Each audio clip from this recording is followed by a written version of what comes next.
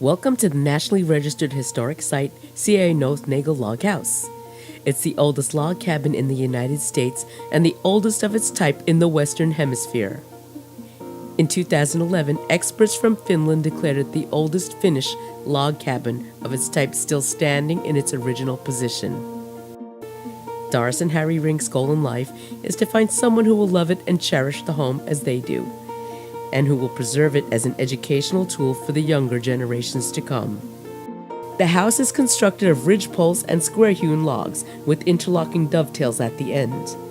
The home is held together with wooden trunnel pins and built without a single nail. Certain cabin logs can be removed in the summertime for ventilation.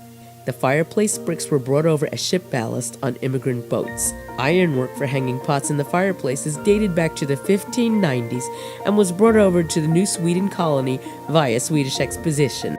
Early settlers chose a location so that they had access to water. They also selected it for the rich farmland and the tributaries for fishing and trapping.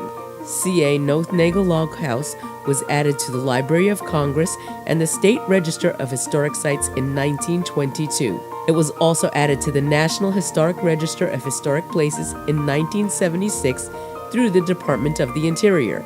For the first time in over a century, this one-of-a-kind property is available for sale. The $2.9 million price tag includes artifacts, antique furnishings, and fixtures. This is a really unique property, and we're a Nationally Registered Historic Site. So we are actually right up there with Mount Rushmore, Graceland, Elvis Presley's home, and all the other historic sites, because when we were put on the register, it was put on because of its unique ability to be shown to people, and it's part of the history of the founding of the New Sweden area.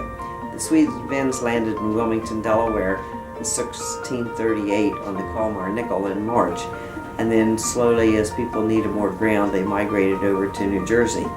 And we are just at the edge off the Nihonzi Creek where the cabin has remained. Some cabins were built in flood areas and things, but this one is just far enough from the creek that the Swedes and the Finns knew what they were doing when they picked out this location. And we can see this cabin and this property, being that we have an acre and a half, it can actually be a mini campus, and it could be used for so many purposes of book writing and archaeological digs and construction from the early days, even as far as going to like colonial cooking and diets and what they lived on and what they survived on, and also how the children had to pitch in and help, because it wasn't just the mother and dad going out to a job where they got paid. Everybody had to work to survive. And this really gave them a good basis for life, because they realized things don't always come easy. One of the things we've tried to do with a cabin, naturally, as new things came along, the pioneers wanted to modernize just like we modernize today.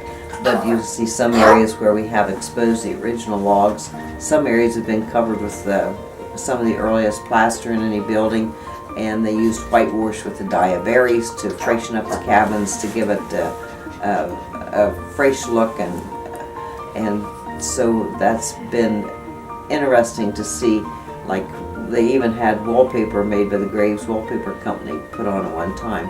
So people say, gee, why is that plaster still on? Well, we like to show every stage that this cabin went through, and people lived in this cabin up till 1918, and then after that point in time, this particular structure was used as a dairy processing plant for milk and also meat preparation. They had a horse and wagon they would take around through the countryside and sell the eggs and the meat and the produce and dairy. And we have little milk bottles that was used back in the 1930s when this was called Greenbrier Farms. And prior to that, when it was a larger area, before townships and things got broken off, this was also known as Bowerstown, because people by the name of Bowers owned the property. And then eventually that's how names changed, and they put in different names with significance for the property. For further information on the Nothnagle Log House and a visit of this National Historic Site preserved in time dating back to 1638, please contact us for your private tour. We can be reached at 732-742-9437.